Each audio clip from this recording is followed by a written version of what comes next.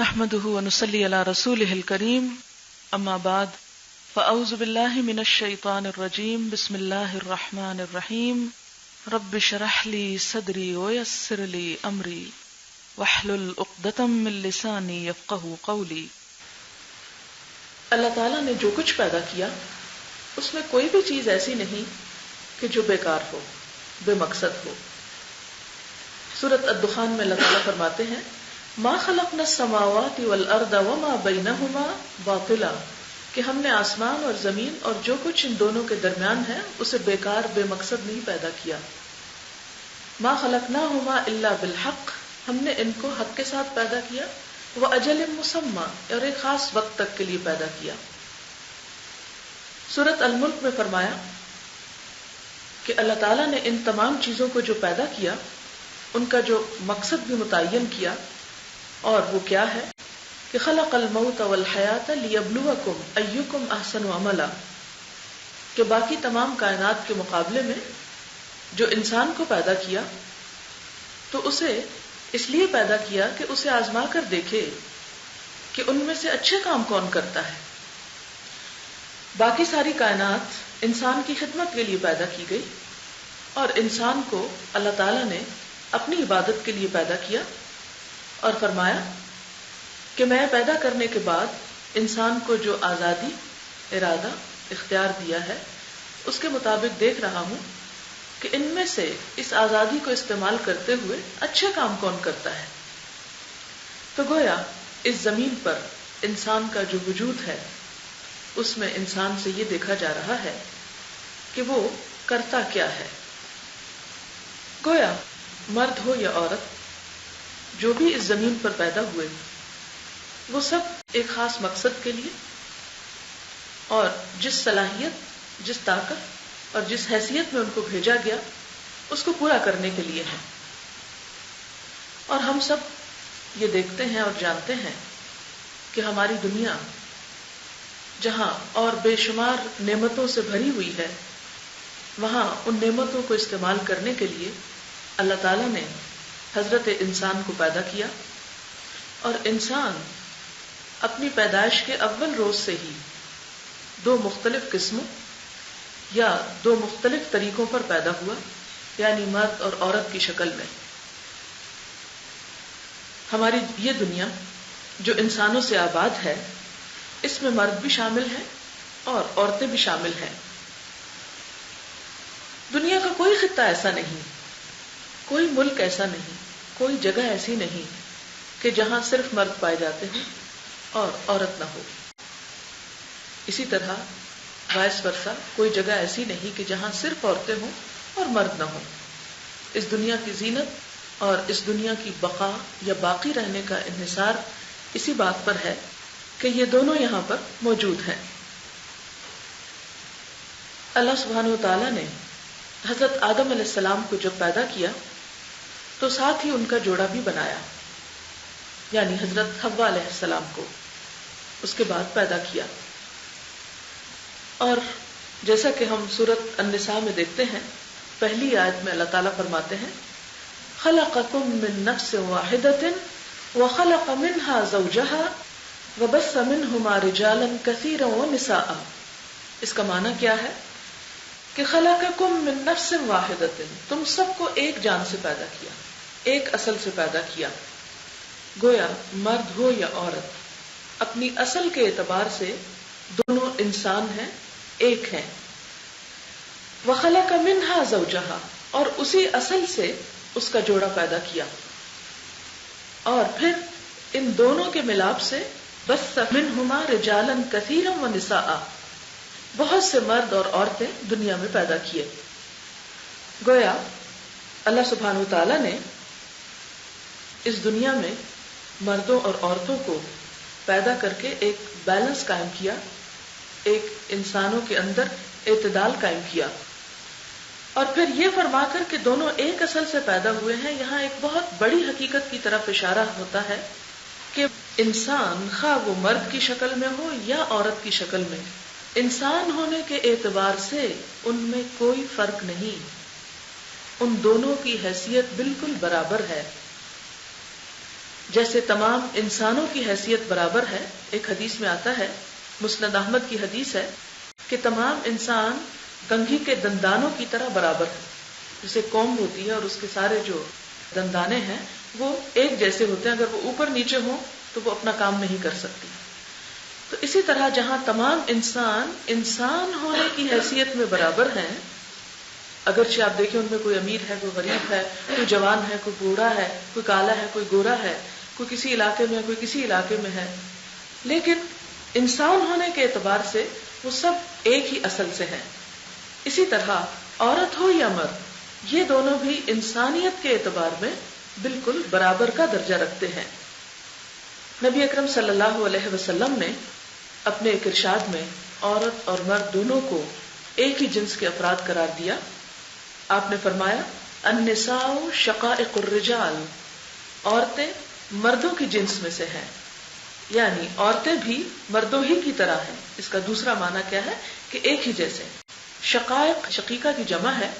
شقیقہ کہتے ہیں سگے بہن یا بھائی کے لیے، یعنی جس طرح ایک ماں اور باپ کی اولاد کا درجہ برابر ہوتا ہے، یعنی ایک گھر میں ایک ہی ماں اور باپ جب ہوتے ہیں تو ان کی ساری اولاد کا درجہ ایک جیسا ہے.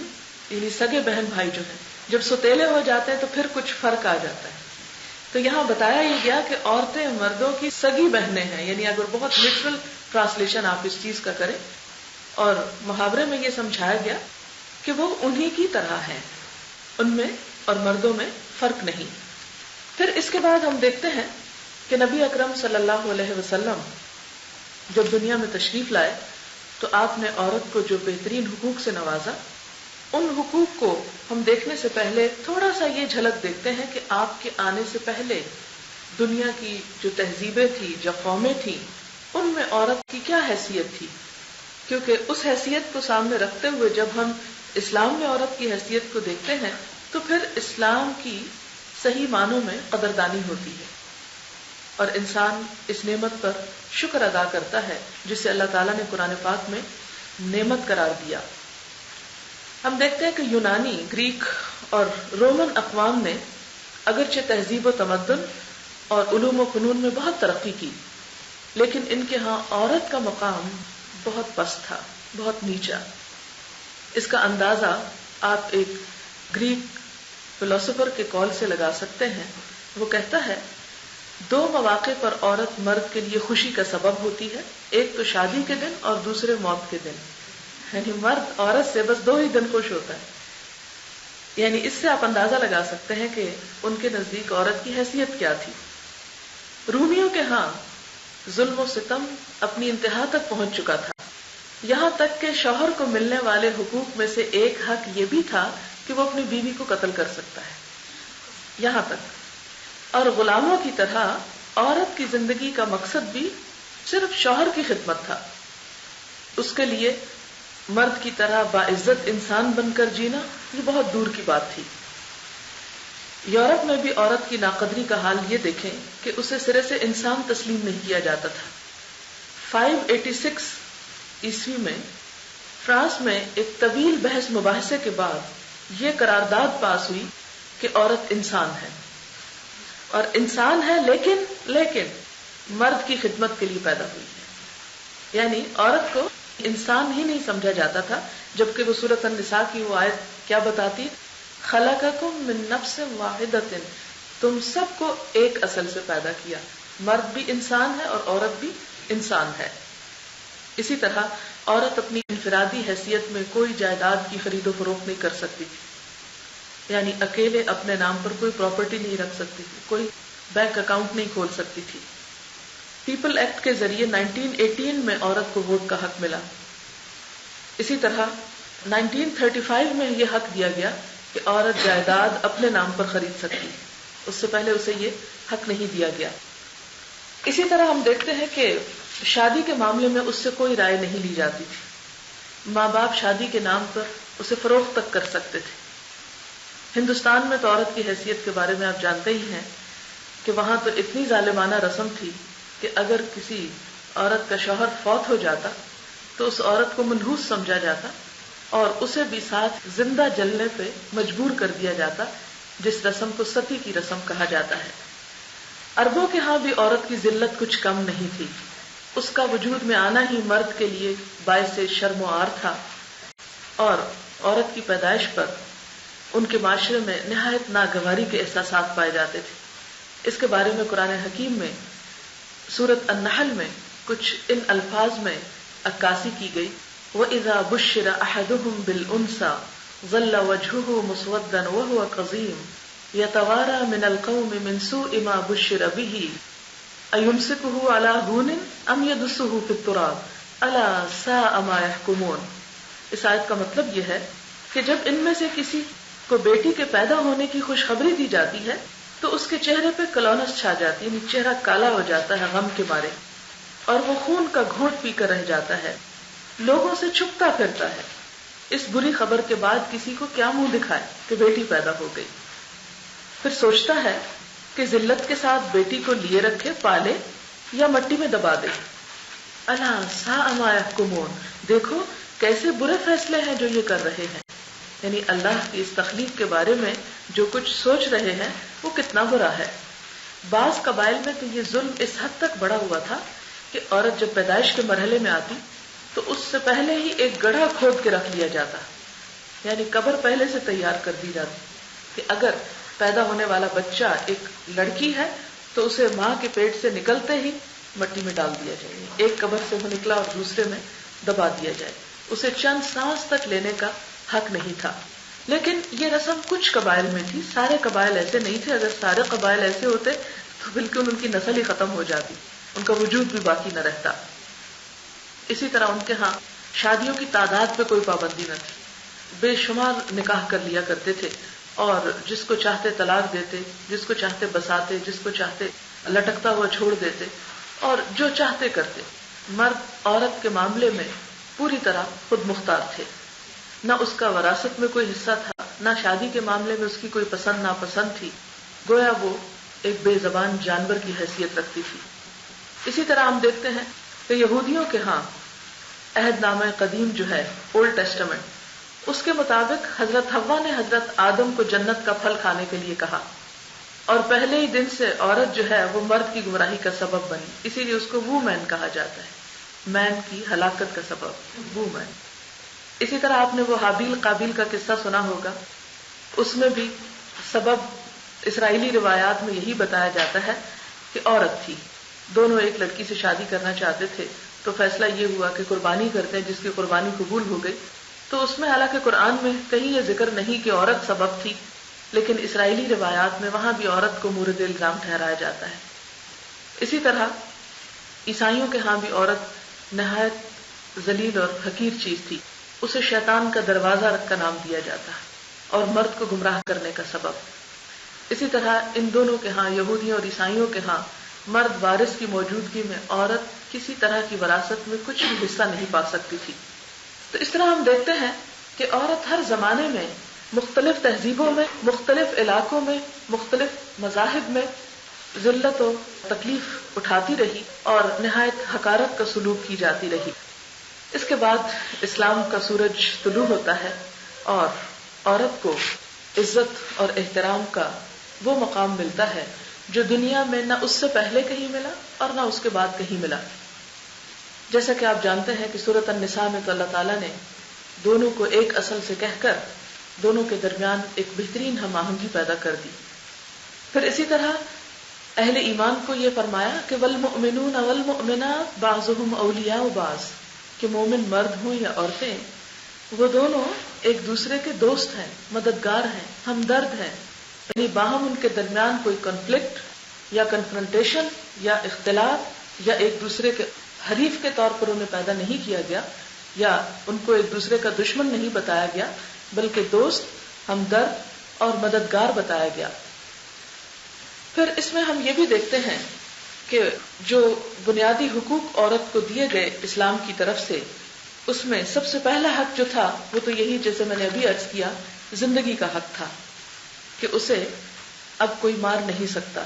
قرآن پاک میں ایک اور جگہ پر فرمایا وَإِذَا الْمَوْءُودَةُ سُئِلَتْ بِأَيِّ ذَنبٍ قُتِلَتْ، قیامت کے دن زندہ گاڑی ہوئی لڑکی سے پوچھا جائے گا کہ وہ کس جرم میں ماری گئی تھی. اور نبی صلی اللہ علیہ وسلم نے زوردار الفاظ میں عورت کے اس حق پر بات کرتے ہوئے فرمایا، جس شخص کے لڑکی ہو وہ نہ تو اسے زندہ درگور کرے اور نہ اس کے ساتھ حقارت آمیز سلوک کرے اور نہ اس پر اپنے لڑکے کو ترجیح دے تو اللہ تعالیٰ اس شخص کو جنت میں داخل کرے گا. یہ ابو داؤد کی روایت ہے. اس میں آپ الفاظ پر غور کیجئے کہ اس کے ساتھ حقارت آمیز سلوک نہ کرے، یعنی اسے حقیر نہ سمجھے، اور بیٹے کو بیٹی پہ ترجیح نہ دے، یعنی کہیں لڑکے کو لڑکی کے مقابلے میں کمپیریزن میں زیادہ اہمیت نہ دے، تو ایسے شخص کی جزا جو ہے وہ جنت ہے. اسی طرح عربوں میں ہوتا یہ تھا کہ اگر کوئی مرد مارا جاتا اور مارنے والی عورت ہوتی تو بدلہ لے لیا جاتا، یعنی عورت کو بدلے میں مار دیا جاتا. لیکن اگر عورت مرتی اور مارنے والا مرد ہوتا تو اس کا قصاص نہیں لیا جا سکتا تھا. اسلام نے النفس بالنفس کہہ کر دونوں کی جان کو برابر قرار دیا. حدیث میں آتا ہے الرجل يقتل بالمرأة اذا قتلها، مرد اگر عورت کو قتل کر دے تو اس کے بدلے میں قتل کیا جائے گا. یہ نہیں کہ مرد کی جان عورت کے مقابلے میں کچھ زیادہ قیمتی ہے.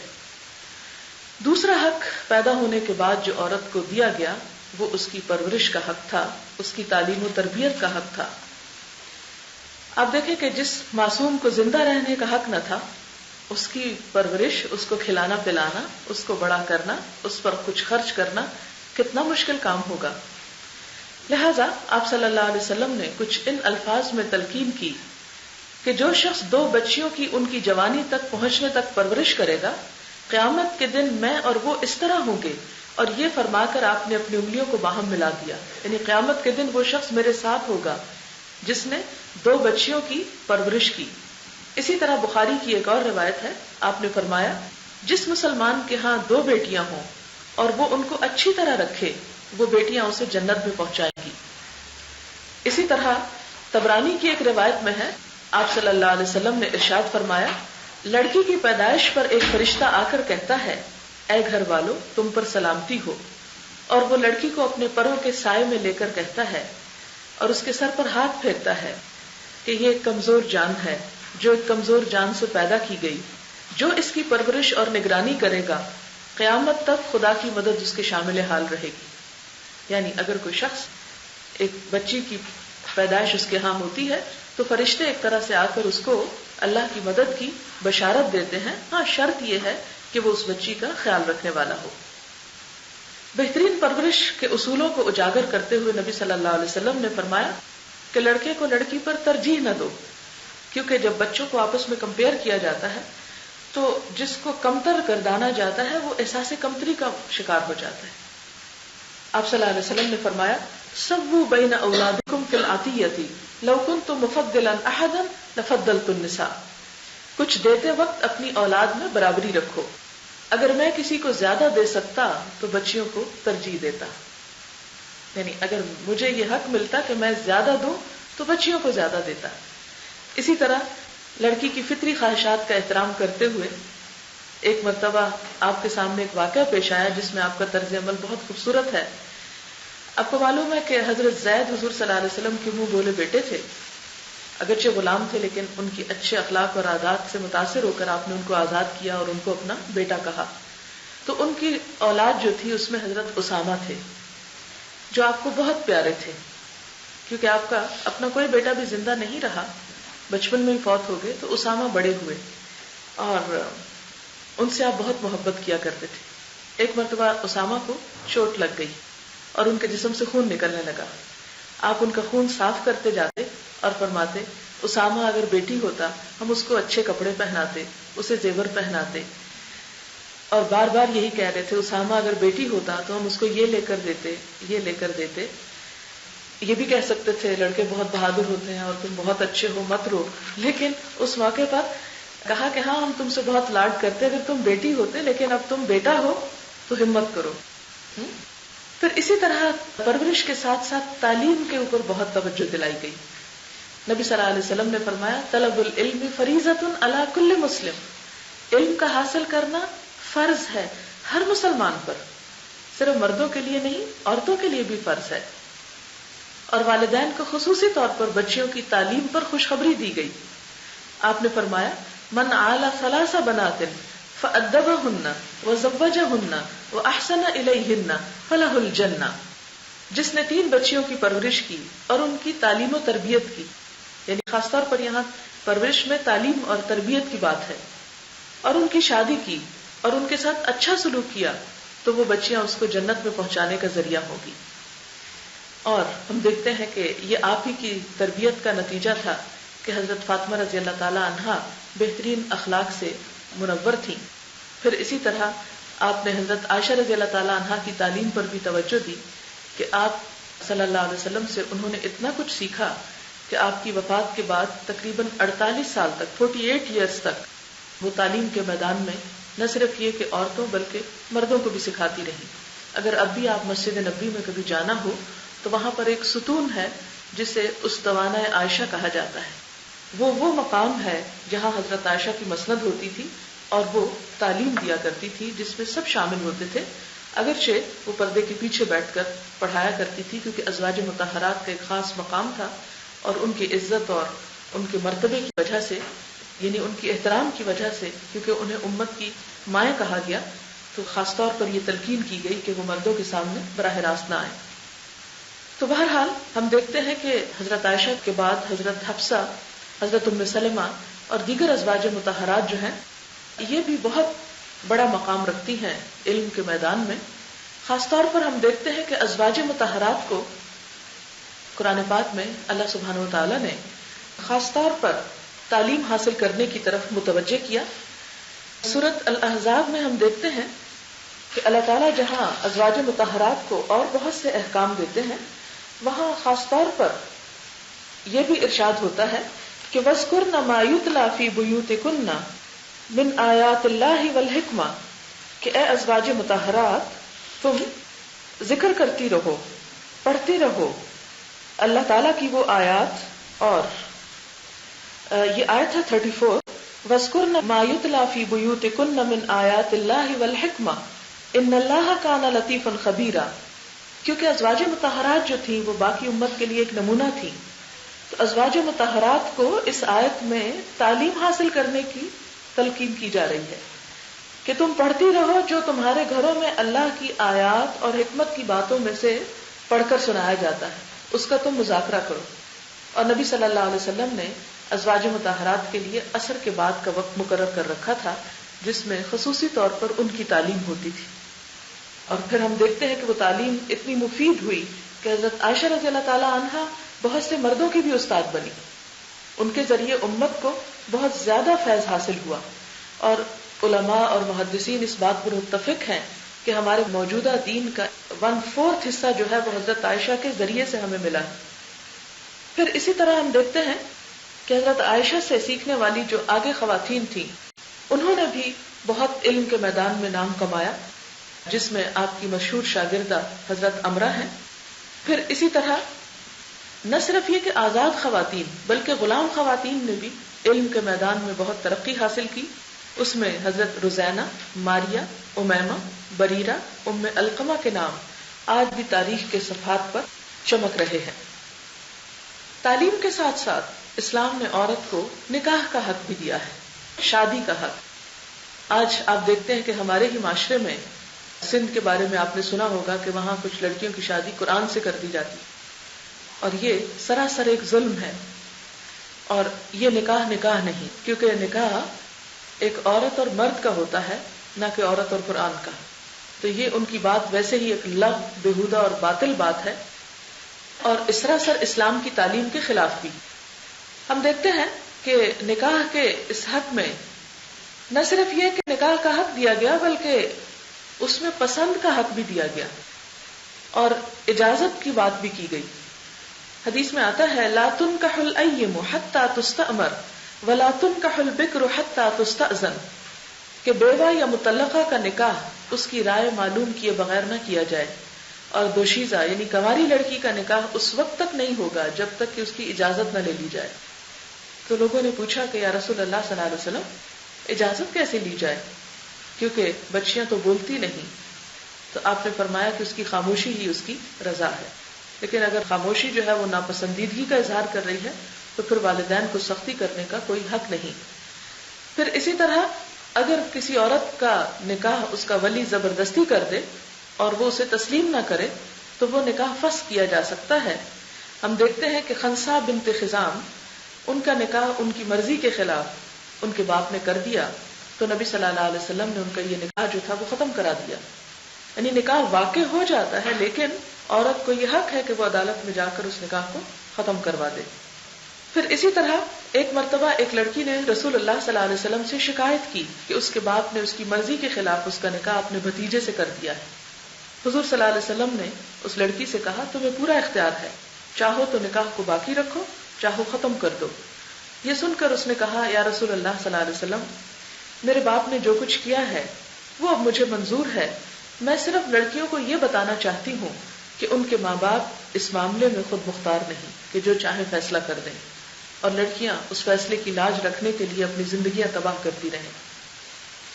اسی طرح اسلام نے دوسری شادی پر بھی پابندی نہیں لگائی. آپ دیکھتے کہ ہندوؤں کے ہاں, عیسائیوں کے ہاں ایک عورت اگر بیوہ ہو جائے یا طلاق ہو جائے, اس کو عیسائیت میں تو طلاق ویسے ہی نہیں دی جاتی, اگر نہیں بنتی تب بھی ان کو ایک مصیبت میں جکڑ کے رکھا جاتا ہے. لیکن دوسرے مذاہب میں آپ دیکھیں گے کہ عورت کی دوسری شادی کو ناپسندیدگی کی نظر سے دیکھا جاتا ہے. ہمارے ہاں تو ویسے بھی شادی ایک بڑا مشکل مسئلہ بن گئی ہے, لیکن اگر خدا نہ خواستہ کوئی لڑکی کی منگنی ٹوٹ جائے یا اس کا نکاح ٹوٹ جائے یا اس کا شوہر فوت ہو جائے یا کسی بھی تکلیف کا وہ شکار ہو جائے تو اس کو کوئی قبول کرنے کو تیار نہیں ہوتا, اور اگر کوئی خوش دلی سے قبول کر لے تو دوسرے لوگ اس کو تانے دینے لگتے کہ تمہیں اور کوئی نہیں ملی تھی, اسی کے ساتھ نکاح کرنا تھا.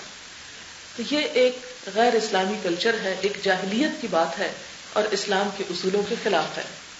ہر عورت کو ایک بہترین ازدواجی زندگی گزارنے کا حق ہے اور شادی کا حق بھی ہے, اس لیے اسے شادی سے محروم کرنا, اور ایسے موقع پر بعض اوقات آپ نے دیکھا ہوگا بالکل ینگ گرلز ہوتی ہیں, ایک آدھ بچے کی پیدائش ہوتی ہے کہ شوہر کسی حادثے میں ختم ہو جاتا ہے, ساری زندگیاں وہ بیچاری اپنے سسرال میں گزار دیتی. مجھے ذاتی طور پر کئی ایسی لڑکیوں سے ملنے کا اتفاق ہوا, بلکہ اب تو وہ عورتیں اور بڑی بن چکی ہیں کہ بچوں کی شادی بھی کر چکی ہیں, کہ جنہیں ایک چھوٹے معصوم بچے کے ساتھ ساری زندگی سسرال میں گزارنی پڑی. آپ خود سوچیں کہ ایسی عورت کی زندگی کس قدر مزریبل ہو سکتی ہے کہ جو اپنے گھر سے, والدین سے, بہن بھائیوں اور اپنے خاندان سے بھی چھوٹی, تو بالکل غیر خاندان میں جہاں اس کا سارا تعلق شوہر کی وجہ سے تھا, شوہر کی غیر موجودگی میں وہ دوسروں کے رحم و کرم پر ایک ایک چیز اور ایک ایک خواہش کی پورا کرنے کے لیے ترستے ہوئے زندگی بسر کر دیتی ہے. تو ایسے میں اگر کوئی ایک بچے والی عورت کے ساتھ نکاح کر لیتا ہے تو کوئی جرم نہیں, لیکن ہمارے ہاں اس چیز کو جو ناپسندیدہ قرار دیا گیا, تو یہ بھی دراصل عورتوں کے حق پر ایک ظلم ہے. اسی طرح نکاح کے موقع پر مہر کا حق, یہ اسلام نے عورت کو ایک فائنینشیل پروٹیکشن دی. عرب جاہلیت میں عورت کے سرپرست اس کو اپنی ملکیت سمجھتے تھے اور اس کو جو مہر ملتا تھا وہ خود قبضہ کر لیتے. جیسے آج کل بھی ہمارے ہاں کچھ علاقوں میں یہ رواج ہے کہ مہر لڑکی کو نہیں دیا جاتا, لڑکی کے باپ لے جاتے ہیں, یا وہ کسی نہ کسی رنگ میں اسے فائدہ حاصل کرتے ہیں لڑکی کو دے کر. بسا اوقات بہت قرض اٹھا لیتے ہیں, پھر لڑکی کی شادی وہاں کر کے مکھر سے ایک طرح سے چکا دیتے ہیں. تو یہ عورت کے حق پر ایک بہت بڑا ظلم ہے. اسلام نے نکاح شغار کو حرام قرار دیا ہے. شغار کا مطلب ہوتا ہے وٹے سٹے کی شادی, جسے آپ کہتے ہیں نا ادلے بدلے کی, ادلا بدلا. ادلا بدلے کی شادی کا مطلب یہ کہ دونوں لڑکیوں میں سے کسی کو بھی مہر نہیں ملتا. ہر لڑکی کا مہر کیا قرار پاتا ہے, اس کے جو شوہر ہے وہ اپنی بہن بدلے میں اس عورت کے بھائی کو یا کسی اور رشتہ دار کو دے دیتا ہے. مثلا ایک لڑکی کی شادی ہوتی ہے کسی لڑکے کے ساتھ اور وہ لڑکا اس کو مہر دینے کی بجائے اپنی بہن کو اس لڑکی کے باپ یا بھائی یا کسی اور کو دے دیتا ہے, تو وہ ہر لڑکی دوسری لڑکی کا مہر قرار پاتی ہے, حالانکہ وہ مہر لڑکی فائدہ نہیں اٹھاتی, ان کے میل رشتہ دار جو ہوتے ہیں وہ اس سے فائدہ اٹھاتے ہیں. تو کوئی بھی ایسا نکاح جسے مہر کے بغیر قرار دیا جائے وہ اسے نکاح نہیں سفاح کہا گیا، یعنی زناکاری کہا گیا. کہ اگر کوئی مرد یہ نیت ہی نہیں رکھتا کہ نکاح کے وقت مہر دے گا، یا صرف وہ ایک دکھاوے کے طور پہ کرتا ہے، تو عورت کے اوپر تو کوئی جرم نہیں، عورت تو گناہگار نہیں اس میں. لیکن ایسا مرد جو ہے اس عورت سے فائدہ اٹھانے یا تعلق رکھنے پر قیامت کے دن شدید حساب سے دوچار ہوگا. پھر اسی طرح ایک اور رسم یہ ہے کہ عورت کو جو مہر دیا جاتا ہے اس کی ہمارے ہاں بھی ایک شرعی مہر کے نام سے بہت حقیر سی اماؤنٹ مقرر کی گئی، 32 روپے یا 33 روپے یا 32.5. یہ کوئی اسلامی چیز نہیں ہے اور نہ ہی اس کا کوئی کانسیپٹ ہے. یہ سراسر ہمارے معاشرے کی ایک رسم ہے خود ساختہ، اور اس کو شریعت کے نام پر منسوخ کر دیا گیا ہے. ہم دیکھتے ہیں کہ نبی صلی اللہ علیہ وسلم نے اپنی ازواج مطہرات کا مہر جو تھا 550 درہم ادا کیا، یعنی کم سے کم، اور جو ایک بہت بڑی مقدار تھی. پھر اسی طرح ایک عورت کے بارے میں آپ کو پتا چلا کہ اس کا نکاح ایک جوڑا جوتے پر ہوا ہے. تو آپ نے اسے بلا کر پوچھا کہ کیا تم راضی ہو کہ تمہیں مہر میں صرف ایک جوتوں کا جوڑا دیا جائے؟ تو اس نے کہا ہاں میں راضی ہوں. تو آپ نے پھر اس کو چھوڑ دیا. ورنہ یہ تھا کہ آپ نے مداخلت اس لیے کی ایک سربراہ حکومت کے طور پر کہ لڑکیوں پر ظلم کی کہیں ابتدا یا یہ رسم نہ پڑ جائے کہ حقیر سے حقیر چیز مہر میں دے دی جائے. عام طور پر لوگ سمجھتے ہیں کہ مہر شاید عورت کی قیمت ہے. یہ عورت کی قیمت نہیں، یہ ایک گفٹ ہے اور ایک ٹوکن ہے اور ایک احساس ذمہ داری ہے مرد کی طرف سے کہ میں تمہارے آئندہ زندگی کے تمام تر اخراجات اٹھاؤں گا. پھر اسی طرح مہر کے علاوہ نان نفقے کا حق بھی دیا گیا کہ عورت شادی کے بعد اپنے تمام تر ضروریات میں مرد کے اوپر حق رکھتی ہے، اور مرد کی کمائی میں عورت کا حق ہے اور اسے یہ حق خوشی کے ساتھ دینا ہوگا. پھر اسی طرح ہم دیکھتے ہیں کہ وراثت کا حق بھی اسلام میں عورت کو دلوایا گیا. اس معاملے میں بعض کنفیوژن لوگوں کے ذہن میں پیدا ہوتی ہیں اور کہا یہ جاتا ہے کہ جی عورت کا تو کوئی ٹھکانہ ہی نہیں، اور عورت کا تو وراثت بھی عادی ہے، اور اس کو تو طلاق کا بھی حق نہیں، اور عورت کی تو اسلام میں کوئی حیثیت نہیں. اس طرح کی باتیں کی جاتی ہیں. لیکن حقیقت یہ ہے کہ یہ صرف ایک مس انڈرسٹینڈنگ ہے. اللہ تعالیٰ نے جب انسان کو مرد اور عورت کے 2 حصوں میں پیدا کیا تو دونوں کو الگ الگ ایک کلاس بنایا.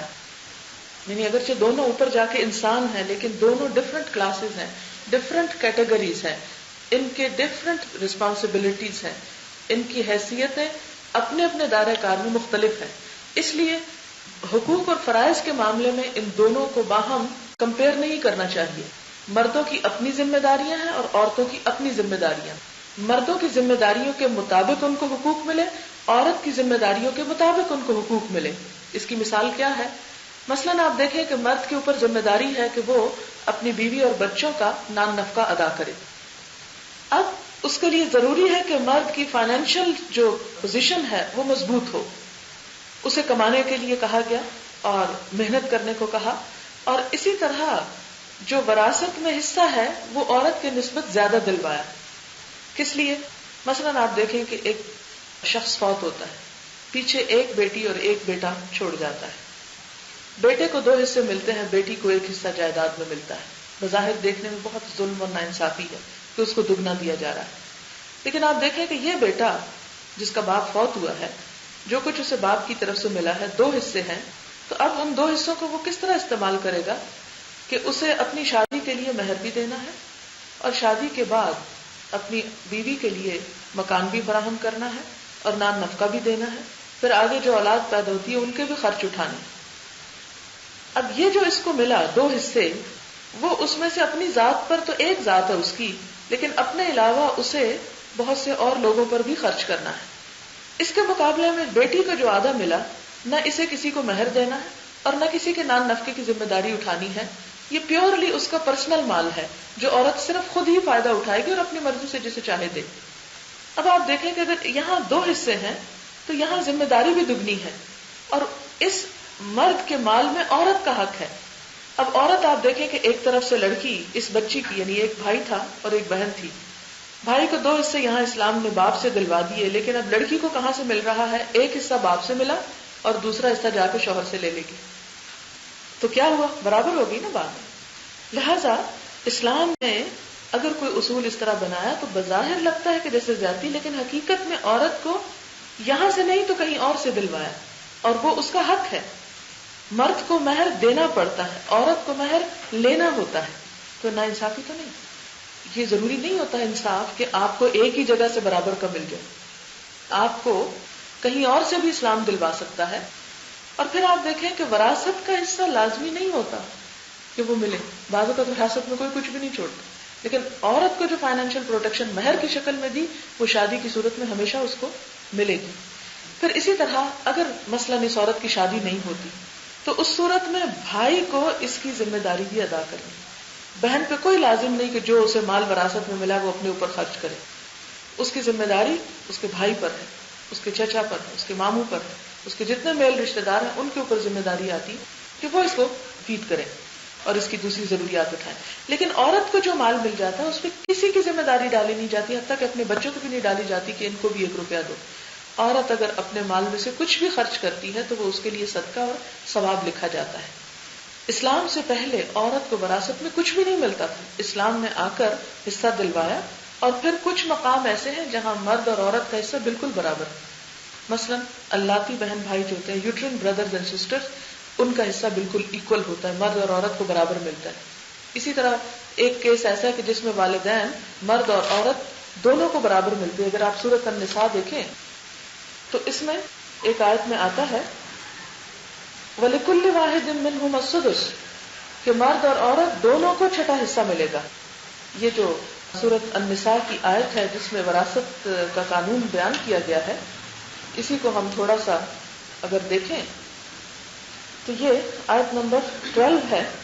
اس میں آتا ہے وَإِن كَانَ رَجُلٌ يُورَثُ كَلَالَةٌ أَوْ امْرَأَةٌ وَلَهُ أَخٌ أَوْ أُخْتٌ فَلِكُلِّ وَاحِدٍ مِّنْهُمَا السُّدُسُ کہ اگر کوئی ایسا شخص ہے جس کی وراثت تقسیم ہو رہی ہے جو کلالہ ہے، کلالہ کہتے ہیں جس کے نہ ماں باپ ہو نہ اولاد ہو، اور اس کی کوئی بہن بھائی ہو، یعنی نہ بچے ہیں نہ ماں باپ ہے لیکن بہن بھائی ہیں. اب یہ جو کچھ چھوڑے گی تو بہن بھائیوں کو کیا ملے گا؟ لِكُلِّ وَاحِدٍ مِّنْهُمَا السُّدُسُ دونوں کو برابر کا حصہ 1/6 ملے گا. اسی طرح ایک اور جگہ ہے جہاں پر والدین کو، ماں اور باپ دونوں کو برابر کا حصہ ملتا ہے. یہ آیت 11 میں آپ دیکھیں وَلِأَبَوَيْهِ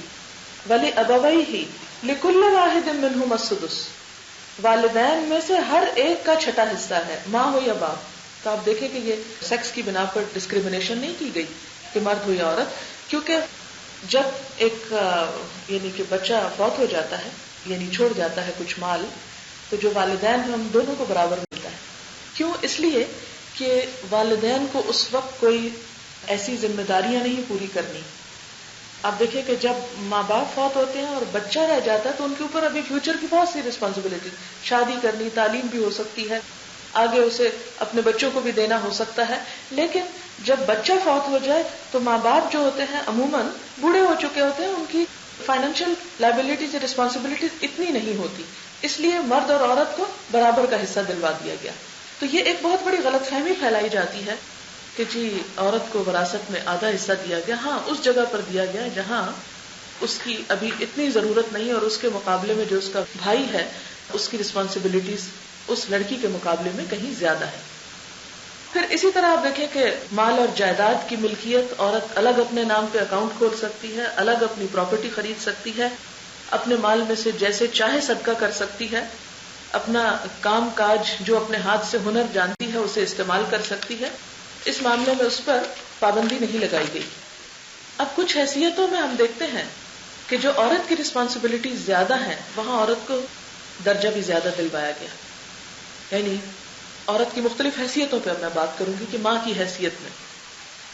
اب دیکھیں کہ جہاں مرد ایک ذمہ دار کی حیثیت سے ہے وہاں وراثت میں اس کو 2 حصے دیے گئے، یا اسے قوام بنایا گیا، یا وَلِلرِّجَالِ عَلَيْهِنَّ درجہ کہا گیا کہ مردوں کو ایک درجہ حاصل ہے.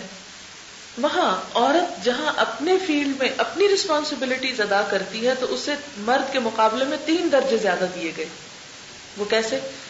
بخاری کی روایت ہے کتاب الادب کی، ایک شخص نے پوچھا یا رسول اللہ مجھ پر حسن سلوک کا سب سے زیادہ حق کس کا ہے؟ فرمایا تیری ماں کا. اس نے پوچھا پھر کون؟ فرمایا تیری ماں. اس نے پوچھا پھر کون؟ فرمایا تیری ماں. 4تھی مرتبہ سوال کرنے پر آپ نے فرمایا تیرا باپ. تو یہاں آپ دیکھیں کہ عورت کو 3 حق مل رہے ہیں، پہلا پرائز، دوسرا، تیسرا اور چوتھا جا کر باپ کو مل رہا ہے۔ اسی طرح ماں کے حقوق کی خاص طور پر حفاظت کرتے فرمایا ان اللہ حرم علیکم حقوق الامہات، اللہ نے تم پر ماں کی نافرمانی حرام قرار دی، یہ مردوں کے لیے بھی کہا۔ ایک اور جگہ پر فرمایا الجنت تحت اقدام الامہات، جنت ماں کے قدموں کے نیچے ہے۔ آپ کی حقیقی والدہ بچپن میں فوت ہو گئی تھی، حضرت آمنہ 6 سال کی عمر تھی کہ وفات ہو گئی۔ آپ جب کچھ بڑے ہوئے، نبوت کے بعد آپ اپنی والدہ کی قبر پر گئے اور اتنا روئے کہ جتنے صحابہ ساتھ تھے وہ بھی پھوٹ پھوٹ کر روئے۔ پھر اسی طرح ہم دیکھتے ہیں کہ آپ اپنی رضائی ماں جنہوں نے آپ کو دودھ پلایا تھا، ان کے لیے آپ اتنا ادب اور احترام کا جذبہ رکھتے تھے کہ ایک مرتبہ آپ کہیں گوشت تقسیم کر رہے تھے کہ اتنے میں ایک بوڑھی خاتون آپ صلی اللہ علیہ وسلم کے پاس آئی۔ آپ نے اپنا کام چھوڑ کر خود چادر بچھائی اور ان کو بٹھایا، تو لوگ حیران ہوئے کہ ایک ایسی معمولی عورت کا اتنا احترام آپ کر رہے ہیں، یہ کون عورت ہے؟ تو بتایا گیا کہ یہ آپ کی رضائی والدہ ہے۔ رضائی والدہ کا مطلب جنہوں نے آپ کو دودھ پلایا تھا، یہ ابو داؤد کی روایت ہے۔ تو اس سے آپ اندازہ کر سکتے ہیں کہ نبی صلی اللہ علیہ وسلم کے اندر عورت کا اور خصوصاً ماں کی حیثیت میں عورت کا کس قدر مقام اور درجہ تھا۔ پھر اسی طرح عورت بیٹی کی حیثیت میں بیٹیوں کی ولادت، پرورش اور تعلیم و تربیت کے بارے میں تو ابھی آپ پیچھے سن ہی چکے ہیں۔ حضرت فاطمہ جب آپ صلی اللہ علیہ وسلم کی خدمت میں حاضر ہوتی تو آپ کھڑے ہو جاتے تھے استقبال کے لیے، ان کی پیشانی چومتے اور اپنی جگہ ان کو آفر کرتے کہ آؤ یہاں بیٹھو۔ اس سے آپ اندازہ کریں کہ ایک پیغمبر کی حیثیت بھی تھی اور ایک باپ کی بھی تھی، لیکن اس کے باوجود آپ اپنی نشست گاہ آفر کرتے تھے، کھڑے ہو کر ان کو ملتے تھے۔ ہمارے ہاں جو بچیوں کو اتنا ذلیل کیا جاتا ہے وہ کس پیغمبر کی سنت کے مطابق ہے؟ نبی صلی اللہ علیہ وسلم کے مطابق تو نہیں۔ پھر معلوم نہیں لوگ کس طرح فخر کرتے ہیں آپ کی امت میں سے ہونے کو۔ آپ صلی اللہ علیہ وسلم نے ایک مرتبہ فرمایا فاطمہ میرے گوشت کا ٹکڑا ہے، میرے دل کا ٹکڑا ہے، جس نے فاطمہ کو ناراض کیا اس نے مجھے ناراض کیا۔ حضرت زینب کا انتقال ہوا تو آپ نے اپنی چادر انہیں کفن دینے کے لیے دی اور حضرت ام عطیہ کو خطاب کرتے ہوئے فرمایا ام عطیہ میری بیٹی کو اچھی طرح غسل دینا، اچھی طرح کفن دینا، خوشبو لگانا، اس کی 3 چوٹیاں بنانا۔ اور پھر فرمایا زینب میری بہت اچھی بیٹی تھی جو میری محبت میں بہت ستائی گئی۔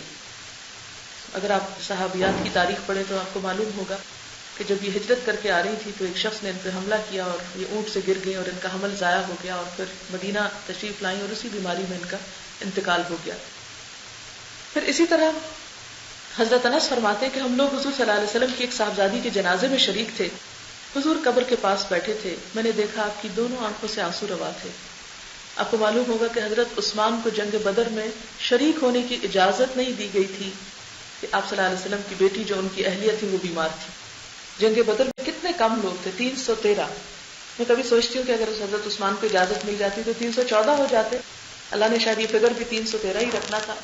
لیکن اس سے آپ اندازہ لگائیں کہ جس جنگ میں ایک شخص کی کمی تھی، وہاں ایک شخص جو اسلام کی فرنٹ لائن پر ہے اسے صرف اس لیے مدینہ میں روک دیا جاتا ہے کہ تمہاری بیوی بیمار ہے، تم شریک نہ ہو جائیں۔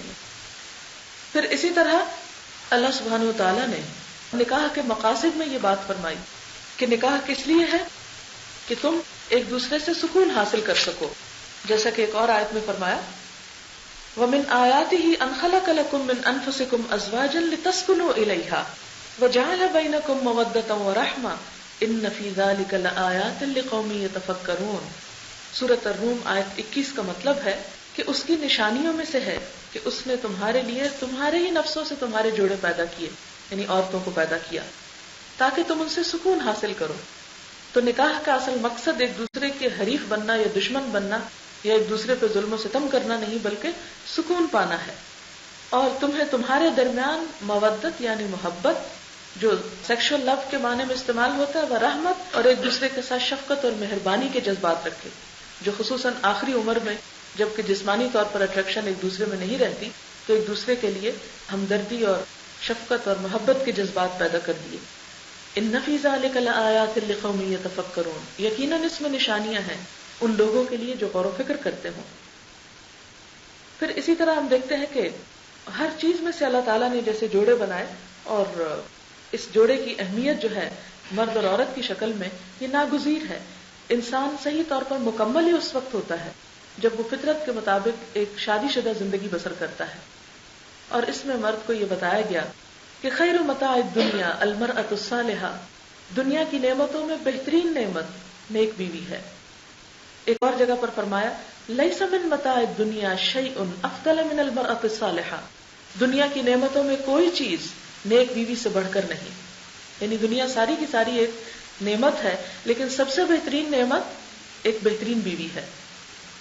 آپ صلی اللہ علیہ وسلم نے یہ بھی فرمایا خیرکم خیرکم لأہلہ وانا خیرکم لأہلی، تم میں سب سے اچھے لوگ وہ ہیں جو اپنی بیویوں کے حق میں سب سے اچھے ہوں، اور میں تم سب میں اپنے گھر والوں کے لیے اچھا ہوں.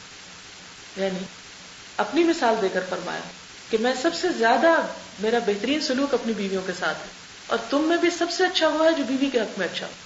ہمارے ہاں تو کہتے ہیں زن مرید ہے اور ڈھنگ سے بات کرنے کی بھی اجازت نہیں ہوتی، لیکن اسلام نے ایک بہترین مرد کی شناخت کیا رکھی کہ جو اپنی بیوی کے لیے اچھا ہے. کیونکہ دوسرے لوگوں کے ساتھ باہر جلوت میں اور لوگوں کے اندر انسان پولائٹ بھی ہوتا ہے، خوش اخلاق بھی ہوتا ہے اور بہت اچھا انسان نظر آتا ہے. تو اچھائی کا معیار باہر کے لوگ نہیں قرار دیے، بلکہ گھر میں اور گھر میں بھی بیوی قرار دی کہ جس مرد کا تعلق اپنی بیوی سے اچھا ہوگا وہی ایک اچھا انسان ہے. حضرت عائشہ فرماتی ہیں کہ میں اپنے نبی صلی اللہ علیہ وسلم کے یہاں گڑیوں سے کھیلا کرتی تھی اور میری سہیلیاں بھی میرے ساتھ کھیلتی تھی. جب آپ گھر تشریف لاتے تو سب ادھر ادھر چھپ جاتی، آپ ڈھونڈ ڈھونڈ کر ایک ایک کو میرے پاس بھیجتے تاکہ وہ میرے ساتھ کھیلیں. یعنی بیوی کی جو دلچسپیاں ہیں یا اس کی عمر کے مطابق اس کا جو ذوق ہے یا ہابیز ہیں، ان میں بھی کس طرح شوہر کو تعاون کرنے کے لیے کہا. ایک مرتبہ مسجد نبی میں کچھ حبشی آئے جو ایک کھیل کھیل رہے تھے، تو آپ صلی اللہ علیہ وسلم نے حضرت عائشہ کو بلایا. بخاری کی یہ روایت ہے کہ حضرت عائشہ حضور صلی اللہ علیہ وسلم کے کندھے پر سر رکھ کر، اور حضرت عائشہ کا گال حضور کے گال کے ساتھ تھا اور یہ کھیل دیکھ رہی تھی. تو اس سے پہ آپ اندازہ لگائیں کہ کتنی محبت اور آپ کے جذبات کا کتنا احساس اور خیال رکھتے تھے.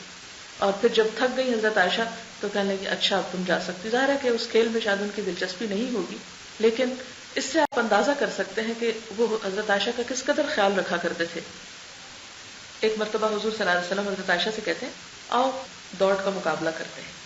آج کے دور میں آپ دیکھیں کون دیندار یا کوئی ایسا ریلیجس لیڈر یہ بات کر سکتا ہے، لیکن حضور صلی اللہ علیہ وسلم کی ذات آپ دیکھیں کہ اپنے گھر والوں کے لیے کتنی خوش اخلاق اور کتنی خندہ پیشانی والی تھی. کہتے ہیں کہ آؤ دوڑ کا مقابلہ کرتے ہیں.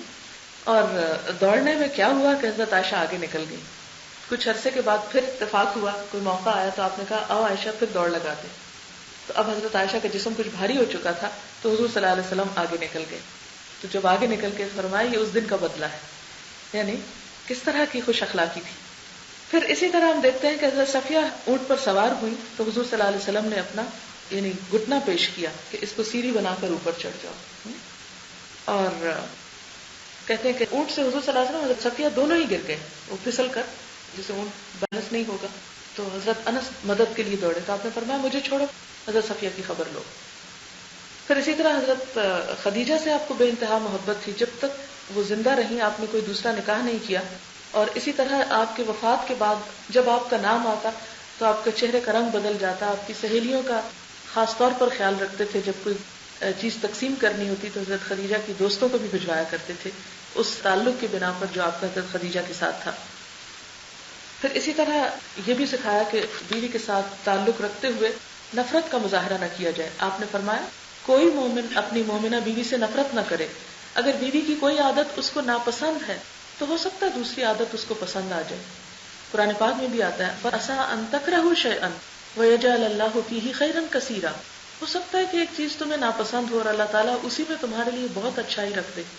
اس لیے چھوٹی سی بات پر بیوی سے متنفر ہو کر طلاق کا لفظ استعمال کرنا یا اسے ستانا یہ کوئی مردانگی کی بات نہیں.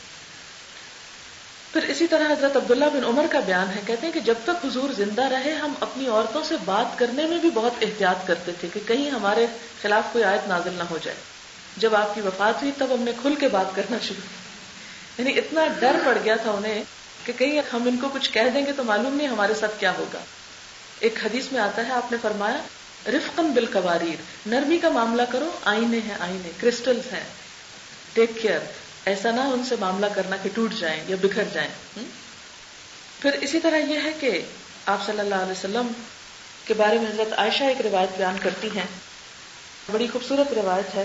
کہتی ہجرت کے بعد کا زمانہ ہے، نبی صلی اللہ علیہ وسلم مدینہ میں ہیں، آپ بستر سے آہستہ سے اٹھتے ہیں اور پھر حجرے کا دروازہ آہستہ سے کھولتے ہیں، پھر چپکے سے قبرستان چلے جاتے ہیں. تو یہ 3 دفعہ حضرت عائشہ آہستہ سے کے الفاظ استعمال کرتی ہیں. اندازہ کریں کہ کتنا خیال ہے سوتی ہوئی بیوی کا، کہ آہستہ سے بستر سے اٹھتے ہیں، آہستہ سے دروازہ کھولتے ہیں، آہستہ سے نکلتے ہیں، یعنی قدم بھی آہستہ آہستہ اٹھا کے نکل جاتے ہیں. یعنی اس سے آپ اندازہ کریں کہ کس قدر مقام اور احترام اور حیثیت اور درجہ تھا ایک بیوی کا. آج کے دور میں کوئی شخص اس کی مثال پیش نہیں کر سکتا کہ کوئی شوہر اپنی بیوی کا اس قدر خیال رکھے کہ اس کی نیند بھی ڈسٹرب نہ ہو یا اس کے آرام میں کوئی خلل نہ آئے. اور بار بار فرمایا کہ خیارکم خیارکم لنسائہم، تم میں بہتر وہ ہے جو اپنی عورتوں کے حق میں بہتر ہو. اور اسی طرح آپ نے یہ بھی فرمایا کہ عورتوں کے بارے میں نرمی سے کام لو. ان کی خلقت پسلی سے ہوئی، اگر اس کو تم سیدھا کرو گے تو توڑ کر رہو گے. یعنی ان کے مزاج کو سمجھو.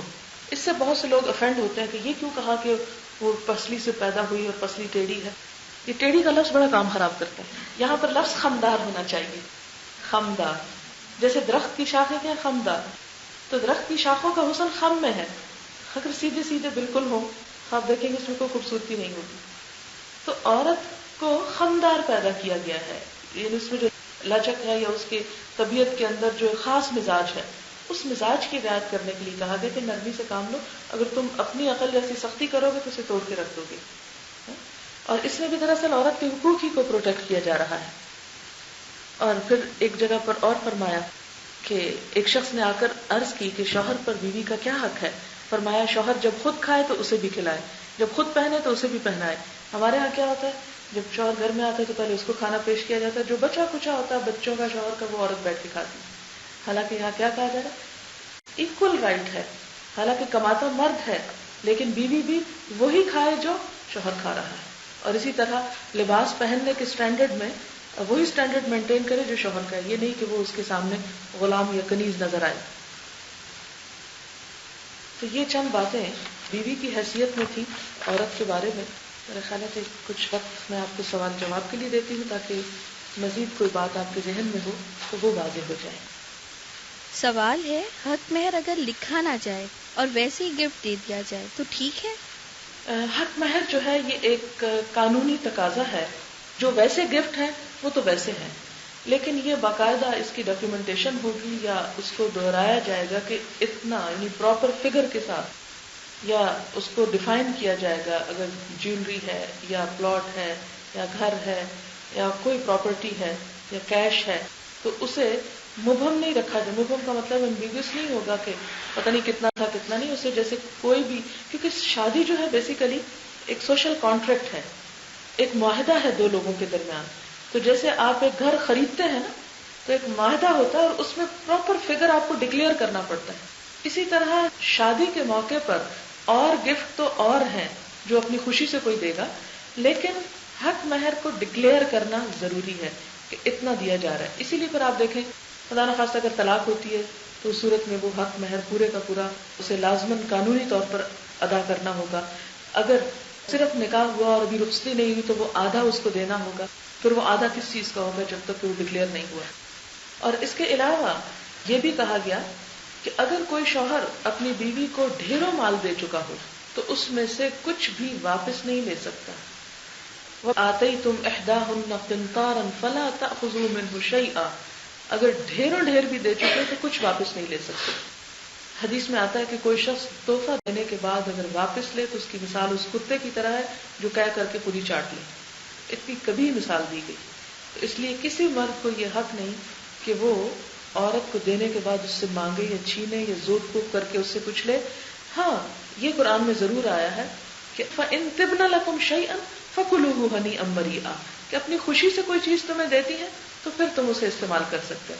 مثلا عورت یہ کہتی کہ ٹھیک ہے میرا مال ہے، اس میں سے کوئی گفٹ دیتی ہے یا ویسے کہتی ہے کہ آپ جہاں چاہیں استعمال کریں، تو ایسی صورت میں مرد اس کو استعمال کر سکتا ہے، لیکن جبرن اس سے وہ نہیں لے سکتا. اگلا سوال ہے، اگر کوئی عورت خلا لے تو اس صورت میں حق مہر کا کیا ہوگا؟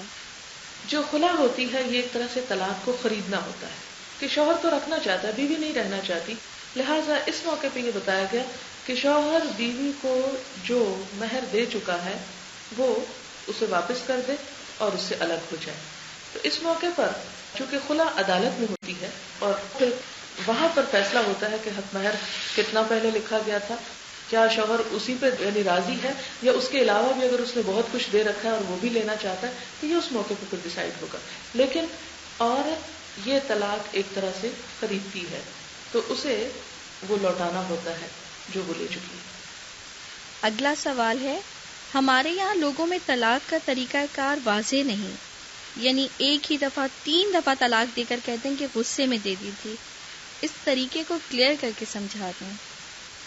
طلاق کا جو طریقہ قرآن پاک میں ہمیں بتایا گیا ہے وہ سورۃ البقرہ میں آتا ہے کہ الطلاق مرتان، طلاق 2 بار ہے، فإمساکم بمعروف او تسریح بإحسان. تو یا تو عورت کو اچھی طرح روک لو یا پھر عزت سے رخصت کر دو. تو ٹوٹل نمبر آف طلاق جو ہے وہ 3 ہے. طریقہ کار یہ ہوتا ہے کہ طہر کی حالت میں، پاکیزگی، طہر کا مطلب ہے پیریڈز نہ ہو، عورت پریگننٹ نہ ہو، بچے کی ولادت نہ ہوئی ہو، کیونکہ وہ عورت کی انسٹیبلٹی کا زمانہ ہوتا ہے. ہارمونل چینج کی وجہ سے عورت کے مزاج میں فرق ہوتا ہے تو اس میں لڑائی جھگڑے کا اتفاق زیادہ ہوتا ہے. تو کہا کہ جب عورت پاک ہو اس حالت میں اس کو 1 دفعہ طلاق دی جائے، پھر اس کے بعد عورت شوہر کے گھر میں ہی رہے، نکلے نہیں وہاں سے، سیپریشن ہو جائے اور 3 دفعہ حیض آنے کا، 3 دفعہ پیریڈز آنے کا انتظار کیا جائے. اگر ان 3 مہینوں میں عورت کی طرف شوہر رجوع کر لیتا ہے تو وہ واپس لے لیتا ہے اس کو، تو طلاق نہیں ہوگی. اگر 3 مہینے گزر گئے، تیسری دفعہ پیریڈز آ گئے تو کیا ہوگا؟ عورت اس مرد سے الگ ہو جائے گی، اب وہ اس گھر کو بھی چھوڑ دے گی اور نکاح ختم ہو جائے گا. لیکن اس ایک طلاق کے بعد، عدت ختم ہونے کے بعد عورت اور وہ شوہر پھر نکاح کرنا چاہیں تو دوبارہ نکاح کر سکتے ہیں. نئے نکاح کے ساتھ، نئے مہر کے ساتھ، نئی شرائط کے ساتھ دوبارہ عورت جو ہے وہ شوہر کے پاس جائے گی. اب اگر خدا نخواستہ پھر کبھی اس نے وہی طلاق کا لفظ دہرا دیا، پھر یہی پروسیجر ہوگا، لیکن پھر بھی نکاح کی گنجائش ہے. 2 طریقے ہیں، یا تو عدت کے اندر رجوع کر لے یا عدت گزرنے کے بعد عورت نکاح کر لے. یہ نکاح اس شوہر سے بھی ہو سکتا ہے اور عورت کہیں اور بھی کر سکتی ہے کیونکہ آزاد ہو گئی. اب اگر نکاح اس نے کر لیا اور پھر وہ اسی گھر میں چلی گئی، یا اس نے رجوع کر لیا اور صلح ہو گئی، اب اس کے پاس کوئی چانس نہیں ہے. اگر اب اس نے طلاق کا لفظ بول دیا، نہ رجوع ہو سکتا ہے نہ دوبارہ نکاح ہو سکتا ہے. ہمارے ہاں یہ جو لوگوں نے ایک ہی جھٹکے میں 3 کرنے کی بات کی، یہ غلط طریقہ ہے. اس میں آپ دیکھیں کہ یہ لفظ جو آتا ہے نا طلاق کا، الطلاق مرتان، طلاق 2 ٹائمز ہوگی. نمبر نہیں بتایا کہ طلاق کا نمبر 2 ہے، یہ نہیں کہ 1 دفعہ 2 دفعہ 3. اس کا مطلب ہے یعنی 2 ڈفرنٹ ٹائمز پر. مرہ کا مطلب ہوتا ہے 1 بار یعنی 1 ٹائم پر، اور مرتان کا مطلب ہے 2 ڈفرنٹ ٹائمنگز پر. یہ جو 1 دفعہ میں 1000 بھی کہہ دیں تو وہ اصل میں تو 1 ٹائم ہی ہے نا، ٹائم تو ایک ہی ہے. تو اس لیے نمبر سے فرق نہیں پڑتا، اصل میں یہ ہے کہ کس کس موقع پر ہوئی. اس لیے میں اپنی تحقیق یا جو بھی میں نے پڑھا اس کے مطابق جس نتیجے پر پہنچی ہوں اس کا خلاصہ میں نے آپ کے سامنے رکھ دیا ہے. کہا یہ جاتا ہے کہ حضرت عمر کے دور میں لوگوں نے جب اس طرح کہنا شروع کر دیا کہ ایک ہی وقت میں کہتے میں نے سب طلاق اکٹھی دے دی، تو انہوں نے ایک تعزیر کے طور پہ، ایک سزا کے طور پہ کہا آج کے بعد جس نے یہ کیا اس کے لیے میں اسے دوبارہ رجوع کی اجازت نہیں دوں گا. تو بعد میں پھر جو فقہائے کرام تھے انہوں نے حضرت عمر کا طرز عمل لیا. لیکن میں یہ سمجھتی ہوں کہ ہمارے لیے اصل طریقہ وہی ہے جو قرآن اور سنت میں ہے، جو قرآن پاک میں بتایا گیا ہے کہ کس طرح ایک طلاق کے بعد عدت کا وقت ہے، اس میں رجوع کا حق ہے، پھر اس کے گزرنے کے بعد نکاح کا حق بھی ہے. اس طریقے کو اسی طرح برقرار رہنا چاہیے. اور اگر کوئی غصے میں یا جہالت میں ایک وقت میں 3 یا 300 دے دیتا ہے تو اس کو مرہ ایک ہی دفعہ کنسیڈر کرنا چاہیے، کیونکہ اسلام نے یہ 3 ڈفرنٹ ٹائمنگز رکھے اس لیے کہ گھر بچ جائے، کیونکہ گھر کا بچانا بہت ضروری ہے. یہاں تک حدیث میں آتا ہے کہ جو کسی مرد کو اپنی بیوی سے بدگمان کرتا ہے وہ ہم میں سے نہیں. کیا نقصان ہوگا اس کا کہ بیوی کو ناراض ہو کے طلاق دے دے گا یا گھر ٹوٹے گا. اور یہ اس کو ابلیسی کوشش کہا گیا. شیطان سب سے زیادہ اس وقت خوش ہوتا ہے جب کسی شوہر اور بیوی کے درمیان تفرقہ ہوتا ہے, لڑائی جھگڑا ہوتا ہے, گھر ٹوٹتا ہے. شیطان کے نزدیک سب سے خوبصورت کام گھر توڑنا ہے. طلاق جو ہے وہ مسائل کا حل نہیں ہوتی, اس لیے اسلام نے اس کو اتنا وقت دیا کہ انسان اچھی طرح سوچ سمجھ کر یہ فیصلہ کرے, نہ کہ ایک بار میں اس کو توڑ کے رکھ دے. اگلا سوال ہے, حق مہر کم از کم کتنا ہونا چاہیے؟ اس کے بارے میں آتا ہے علی المقتر قدرہ وعلی الموسع قدرہ. تنگ دست اپنے اندازے کے مطابق اور خوشحال اپنے اندازے کے مطابق. یعنی ایک شخص حضور کے پاس آیا اور اس کے پاس کچھ بھی نہیں تھا. آپ نے فرمایا کچھ تو لاؤ, خواہ لوہے کی انگوٹھی کیوں نہ ہو, کچھ تو لاؤ, آرٹیفیشل جیولری جیسے کہ. اس نے کہا وہ بھی نہیں. آپ نے فرمایا تمہیں کچھ قرآن یاد ہے؟ اس نے کہا تم یہ اپنی بیوی کو سکھاؤ گے؟ تو وہ جو سکھانے کی اجرت ہے اس کو مہر سمجھ کے میں تمہارا نکاح کرتا ہوں, لیکن بغیر کسی مہر کے نہیں. یعنی تعلیم بھی مہر ہو سکتی ہے کہ اگر ایک شخص کے پاس مال میں سے کچھ نہیں تو وہ کہے کہ میرے پاس جو کچھ علم ہے یہ میں اپنی بیوی کو مفت میں سکھا دوں گا, تو یہ بھی اس کا مہر قرار پا سکتی. اور یہ اتنی شدت آپ نے اس لیے کی کہ کوئی شخص اس کو اپنے لیے جائز نہ قرار دے کہ جیسے چاہے عورت کی حقوق کا استحصال کرے. اگلا سوال ہے, شادی کے موقع پر جو جہیز دیا جاتا ہے کیا یہ دینا ٹھیک ہے؟